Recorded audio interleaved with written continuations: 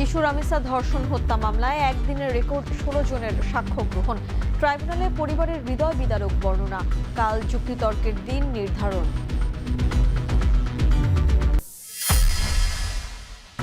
আদ্দিন হাসপাতালে 6 নবজাতকের মৃত্যুতে মামলার অগ্রগতি জানতে রমনা থানায় পরিবার।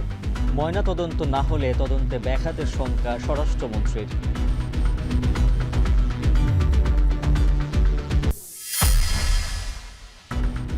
আসছে বাজেটে ফ্যামিলি কার্ডে জোর দিচ্ছে সরকার। ইআরএফে অর্থমন্ত্রী, খেলাপি ঋণ প্রায় 6 লাখ কোটি টাকা। এনবিআর এর লক্ষ্যমাত্রাকে অবাস্তব বলছে সিপিডি।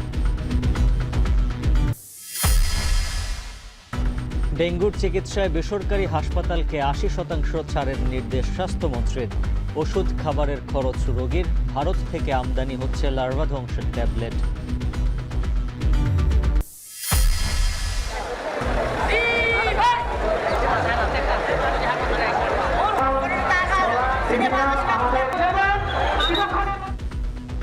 রাষ্ট্রীয় মর্যাদায় মায়ের কবরের পাশে সমাহিত হলেন বর্ষিয়ান রাজনীতিবিদ তোফায়েল আহমেদ। ভোলায় জানা যায় হাজারো মানুষের অংশগ্রহণ।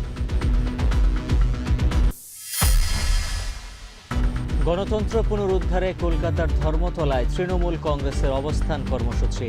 দিল্লি থেকে বিজেপির বিরুদ্ধে দল ভাঙার চক্রান্তের অভিযোগ মমতার।